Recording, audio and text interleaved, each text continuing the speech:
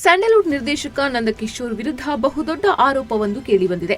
ಯುವ ನಟ ಶಬರೀಶ್ ಶೆಟ್ಟಿ ಎಂಬುವರಿಗೆ ಸಿನಿಮಾದಲ್ಲಿ ಅವಕಾಶ ನೀಡುವುದಾಗಿ ನಿರ್ದೇಶಕ ಮೋಸ ಮಾಡಿದ್ದಾರೆ ಅಂತ ಆರೋಪಿಸಲಾಗಿದೆ.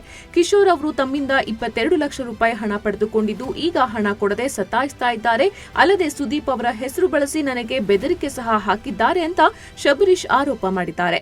ನನ್ನ ಹೆಸರು ಶಬರೀಶ್ ಶೆಟ್ಟಿ ಅಂತ. 2016ರಲ್ಲಿ ನಂದಕಿಶೋರ್ ಅವರು ನನಗೆ ಜಿಮ್ಮಲ್ಲಿ ಪರಿಚಯ ಆಗ್ತಾರೆ. ನನ್ನ ಅವರ ಫ್ರೆಂಡ್ಶಿಪ್ ಬೆಳೆಸ್ಕೊಳ್ಳುತ್ತೆ. ಅದಾದಮೇಲೆ ನನಗೆ ಸುದೀಪ್ ಸರ್ ಅಂದರೆ ತುಂಬ ಇಷ್ಟ. ಸೊ ಅವ್ರ ಜೊತೆ ಮಾತಾಡಬೇಕು, ಅವ್ರ ಜೊತೆ ಇರಬೇಕು ಅನ್ನೋ ತುಂಬ ಆಸೆ ಇತ್ತು. ಅವ್ರ ಜೊತೆ ಸಿಸಿಲ್ ಆಡಬೇಕು ಅನ್ನೋ ಆಸೆ ಇತ್ತು. ಒಂದು ನನ್ನ ಕನಸಿಗೆ ನಾವು ಒಂದು ಬೆಂಬಲ ಸಿಗುತ್ತೆ ಅನ್ನೋ ಒಂದು ಖುಷಿಯಿಂದ ಅವರ ಸಪೋರ್ಟ್ ಫ್ರೆಂಡ್ಶಿಪ್ ಮಾಡ್ಕೊತೀನಿ. ಫ್ರೆಂಡ್ಶಿಪ್ ಮಾಡ್ಕೊಂಡು ಅವ್ರೇನು ಮಾಡ್ತಾರೆ, ದುಡ್ಡಿನ ಸಹಾಯ ಕೇಳ್ತಾರೆ. ನನ್ನ ಹತ್ರ ಇಲ್ಲ ಅಂತೀನಿ, ಅದು ತುಂಬ ಫೋರ್ಸ್ ಮಾಡ್ತಾರೆ. ಆಗ ನಾನು ಅಮೌಂಟ್ ಹೋಗಿ ಹೆಲ್ಪ್ ಮಾಡ್ತೀನಿ.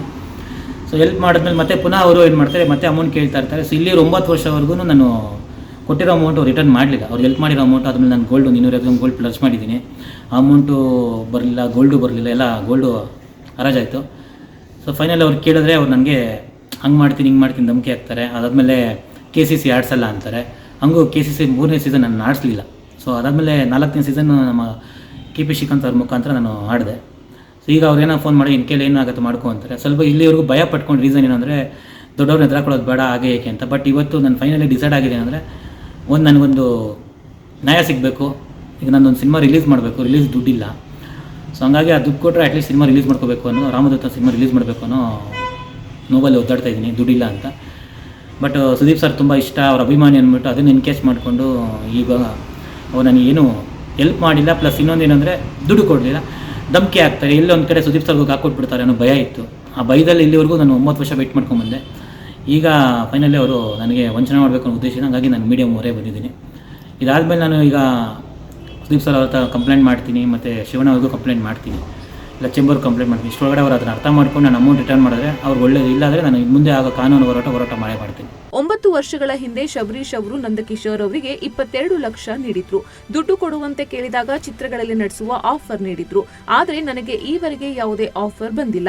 ನಾನು ಚಿನ್ನ ಅಡವಿಟ್ಟು ಹಣ ಕೊಟ್ಟಿದ್ದೆ ಅಂತ ಶಬರೀಶ್ ಹೇಳಿದ್ದಾರೆ. ಹಣ ಮರಳಿಸುವಂತೆ ಕೇಳಿದ್ರೆ ಬೆದರಿಕೆ ಹಾಕ್ತಾರೆ. ನಾನು ಹಣ ಕೇಳಿದಾಗೆಲ್ಲ ಸುದೀಪ್ ಸರ್ ಹೆಸರು ಹೇಳಿ ಯಾಮಾರಿಸಿದ್ದಾರೆ. ನಾನು ಸೆಲೆಬ್ರಿಟಿ ಕ್ರಿಕೆಟ್ ಲೀಗ್ ಆಡುವ ಕನಸನ್ನ ಕಟ್ಕೊಂಡಿದ್ದೆ. ಕನ್ನಡ ಚಲನಚಿತ್ರ ಕಪ್ ಟೂರ್ನಿಯಲ್ಲಿ ನಾನು 2 ಸೀಸನ್ ಆಡಿದ್ದೇನೆ. ಹಣ ಕೇಳಿದ್ರೆ ನಿನ್ನನ್ನು KCCಯಿಂದ ಹೊರ ಹಾಕ್ತೇನೆ ಅಂತ ಬೆದರಿಕೆ ಹಾಕ್ತಾ ಇದ್ರು. ನಾನು ಸುದೀಪ್ ಸರ್ ಜೊತೆ ಕ್ರಿಕೆಟ್ ಆಡುವ ಆಸೆಯಿಂದ ಸುಮ್ಮನಾಗ್ತಾ ಇದ್ದೆ.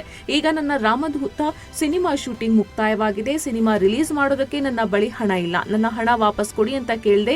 ಅದಕ್ಕೆ ಅವರು ನನ್ನ ಬಳಿ ಯಾವುದೇ ಹಣ ಇಲ್ಲ, ನೀನು ಏನ್ ಬೇಕಾದ್ರೂ ಮಾಡ್ಕೋ, ಯಾರಿಗ್ ಬೇಕಾದ್ರೂ ಹೇಳು ಅಂತ ಹೇಳಿದ್ದಾರೆ. ನಮ್ಮಂತ ಪುಟ್ಟ ಕಲಾವಿದರು ಹೇಗೆ ಬದುಕಬೇಕು ಅನ್ನೋದೇ ಗೊತ್ತಾಗ್ತಿಲ್ಲ. ನಾನು ಈ ವಿಚಾರವನ್ನು ಸುದೀಪ್ ಸರ್ ಗಮನಕ್ಕೆ ತರೋದಕ್ಕೆ ಪ್ರಯತ್ನ ಪಟ್ಟಾಗ ನನ್ನ ತಡೆಯಲಾಯಿತು. ನನ್ನ ಹಣ ನನಗೆ ಕೊಡದೇ ಇದ್ರೆ ನಂದಕಿಶೋರ್ ವಿರುದ್ಧ ಕಾನೂನು ಮೊರೆ ಹೋಗ್ತೀನಿ. ಈ ವಿಷಯವನ್ನು ಶಿವಣ್ಣ ಸುದೀಪ್ ಸರ್ ಗಮನಕ್ಕೆ ತರ್ತೇನೆ, ಫಿಲ್ಮ್ ಚೇಂಬರ್ಗೆ ದೂರು ಕೊಡ್ತೀನಿ ಅಂತ ಅವರು ಹೇಳಿದ್ದಾರೆ. ಇನ್ನು ನಿರ್ದೇಶಕ ನಂದಕಿಶೋರ್ ಕೂಡ ಈ ವಿಚಾರಕ್ಕೆ ಸಂಬಂಧಪಟ್ಟಂತೆ ಮಾತನಾಡಿದ್ದಾರೆ ಎನ್ನಲಾಗಿರುವಂತಹ ಒಂದು ಆಡಿಯೋ ಕೂಡ ಸಾಮಾಜಿಕ ಜಾಲತಾಣದಲ್ಲಿ ಹರಿದಾಡ್ತಾ ಇದೆ. ಈ ಆಡಿಯೋದಲ್ಲಿ ನಿರ್ದೇಶಕ ನಂದಕಿಶೋರ್ ಆರೋಪ ಮಾಡಿರುವ ನಟನಿಗೆ ಇಷ್ಟು ವರ್ಷವೇ ಕಾಯ್ದಿದ್ದೀಯಾ, ಇನ್ನು 3 ದಿನ ವೇಟ್ ಮಾಡು, ನಿನ್ನ ದುಡ್ಡನ್ನ ಕೊಡ್ತೇನೆ ಅಂತ ಹೇಳಿದ್ದಾರೆ. ಅಪ್ಪಾಜಿ, ನಾನು ಬೆಂಗಳೂರಿಗೆ ಬರ್ತೀನಿ. ನಾನು ಹೇಳ್ತಾ ಇದ್ದೀನಲ್ವಾ, ನಾನು ಕೆಲಸ ಮುಗಿಸ್ಕೊಂಡು ಬೆಂಗಳೂರಿಗೆ ಬಂದು ನಿನಗೆ ಕರೆದಿಲ್ಲ ಅಂದರೆ ನನ್ನ ತಾಯಿ ಮೇಲೆ ಆಣೆ, ಇನ್ನೊಂದು ಸ್ವಲ್ಪ ದಿವಸ ತಡಿ. ಇಷ್ಟು ದಿವಸ ನೀನು ವರ್ಷಗಟ್ಟಲೆ ಕಾಯ್ದಿದೆಯಲ್ವಾ, ಇನ್ನೊಂದು 3-4 ದಿವಸ ಕಾಯೋಕ್ಕಾಗಲ್ವಾ? ನಾನು ಬೆಂಗಳೂರಿಗೆ ಬಂದ ತಕ್ಷಣ ನಿಂಗೆ ಫೋನ್ ಮಾಡಿ ಕರ್ಸ್ಕೊತೀನಿ, ದುಡ್ಡು ಜೊತೆ ಕರ್ಸ್ಕೊತೀನಿ. ನಿಮ್ಮ ಕುಟುಂಬಕ್ಕೊಂದು ಪರಿಪೂರ್ಣ ಯೂಟ್ಯೂಬ್ ಚಾನಲ್. ಇಂಟ್ರೆಸ್ಟಿಂಗ್ ಮತ್ತು ಇನ್ಫಾರ್ಮೇಟಿವ್ ವಿಡಿಯೋಗಳನ್ನು ಮಿಸ್ ಮಾಡ್ಕೋಬೇಡಿ. ಈಗಲೇ ಸಬ್ಸ್ಕ್ರೈಬ್ ಮಾಡಿ.